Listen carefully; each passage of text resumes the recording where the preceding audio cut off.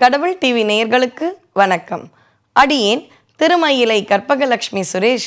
ஒவ்வொரு நாளும் உங்களோடு தேவார பாடல் பெற்ற தலங்களை தரிசனம் செய்து கொண்டு வருகின்றேன். இன்று நாம் தரிசனம் செய்ய இருப்பது காவிரி தென்கரை தலங்களுள் 63வது தலம். மொத்த எண்ணிக்கைன்னு பார்த்தீங்கன்னா 126வது தலம். இந்த தலம் எது தெரியுமா? திரு கருவேலி. எப்படி போகிறது? கும்பகோணத்திலிருந்து மயிலாடுதுறை மார்க்கமாக சுமார் ஒரு 22 கிலோமீட்டர், அதுவும் நாச்சியார் கோயில் வழியாக பயணிக்க வேண்டும்.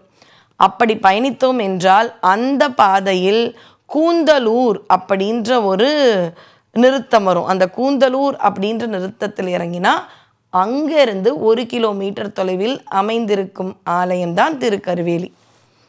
இதெல்லாம் நம்ம பிரசித்தி பெறாத ஆலயங்கள். நம்ம எவ்வளவு பேர் இந்த ஆலயத்தை எல்லாம் தரிசனம் பண்ணியிருப்போம் தெரியல.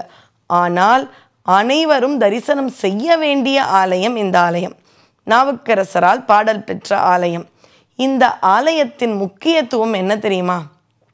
இந்த ஆலயம் வந்தால் கருவில் மறுபடியும் நாம் வரமாட்டோம், முக்தி பெற்று விடுவோம். கரு இல்லாமல் இருப்பதால் கருவிழி, இதுதான் அந்த ஆலயத்தின் பெயர். காலத்தால் கருவிழின்றது கருவேலியாக மாறுச்சு.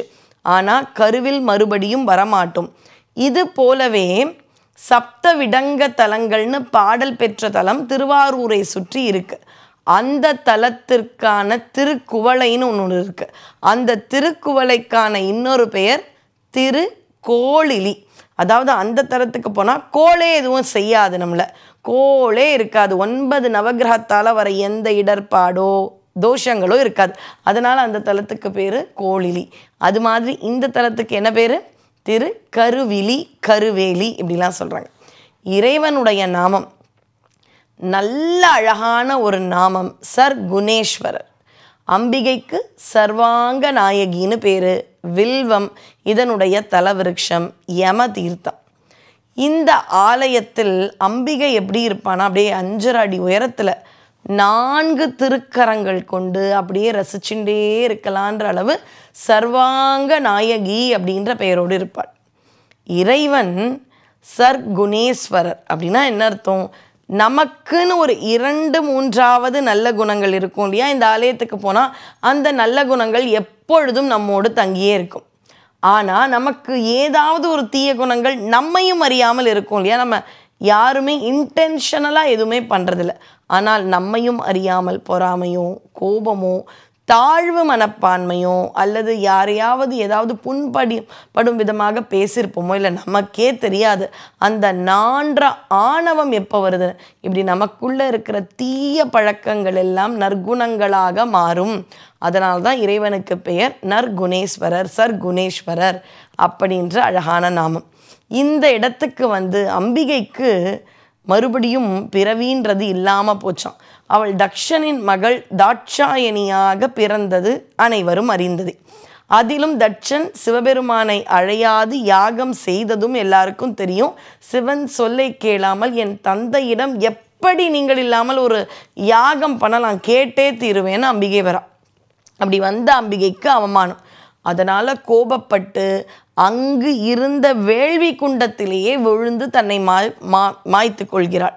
அப்போ சிவபெருமானிடமிருந்து வந்த வீரபத்திரரும் காளி தேவியும் யாகத்தை அழிக்கிறார்கள். இது வேற. இப்போ யாக குண்டத்தில் விழுந்த அம்பிகையானவள் அந்த உடல் இருப்பதை கேள்விப்பட்டு சிவபெருமான் வரார். அவருக்கு தாங்க முடியாத கோபம். தன்னுடைய மனைவி தாட்சாயணி அப்படி விழுந்திருந்த அந்த கோலத்தை காணும் பொழுது அவள் உடலை எடுத்து தன்னுடைய தோளில் போட்டுக்கொண்டு ரொம்ப ஆவேசத்தோடு நடனம் ஆடுகின்றார். அது ஒரு ருத்ர தாண்டவம் அப்படி இருக்கு.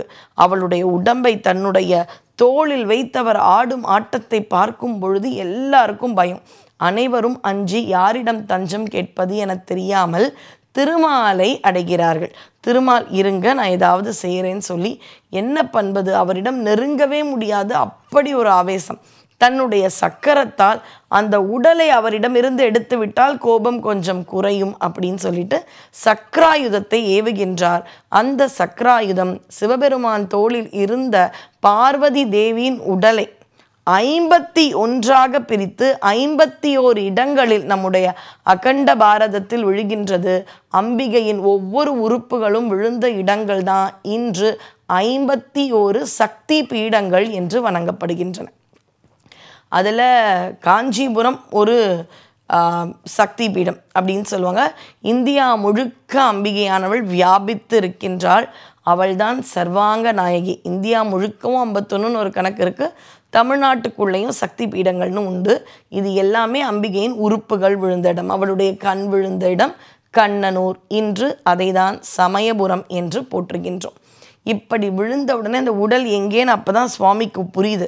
ரொம்ப நேரம் ருத்ர தாண்டவம் ஆடனே அவள் உடம்பு என்னுடைய தோள் மீது இருந்தது, அவள் உடல் காணவில்லை. ஏன் அவர் புரியும் நிலைக்கு வரும்பொழுது திருமால் அவரை ஆசுவாசப்படுத்தி கவலைப்படாதீர்கள், அடுத்ததில் அவள் பார்வதியா மலையரசனுக்கு பிறப்பாள், பார்வதியாக வந்த பிறகு அவள் உங்களை விட்டு என்றும் நீங்க மாட்டாள், அவளுக்கு அவ்வளவுதான் பிறப்பு அப்படிலாம் சொல்லி பார்வதியாக வந்து அவள் அந்த தாட்சாயணின்று அவளுக்கு பிடிக்காத அந்த பிறவியிலிருந்து அவள் தன்னை விடுபடுத்தி கொண்டாள். அதனால் அம்பிகைக்கு இனிமே அப்படி ஒரு பிறப்பு வேண்டாம், துன்பப்படும் பிறப்பு வேண்டாம் என்று இருந்தால் அந்த ஒரு ஆற்றலையும் அருளையும் கொடுத்த இறைவன் நமக்கும் அடுத்த பிறவி என்பதை கொடுக்க மாட்டார். அதுதான் இந்த சர்க்குணேஸ்வரர் அருள் பாலிக்கும் சர்வநாயகியோடு அருள் கொடுக்கும் கருவிழி என்ற தலத்தின் புண்ணியம். அதனால் நம்ம எல்லாருமே சிவபக்தர்கள் சென்று வணங்கி இன்னொரு பிறவியா, இன்னொரு ஊர்லையா, இன்னொரு கஷ்டமா, இன்னொரு அம்மாவா, இன்னொரு அப்பா வேண்டாம் அப்படின்ற அந்த பிறவின்ற மாய பிடிக்குள் சிக்காமல் இருக்க வந்து வணங்கி அருள் பெற வேண்டிய தலம். தென்னாடுடைய சிவனை போற்றி, என்ன ஆட்டவர்க்கும் இறைவா போற்றி. நன்றி, வணக்கம்.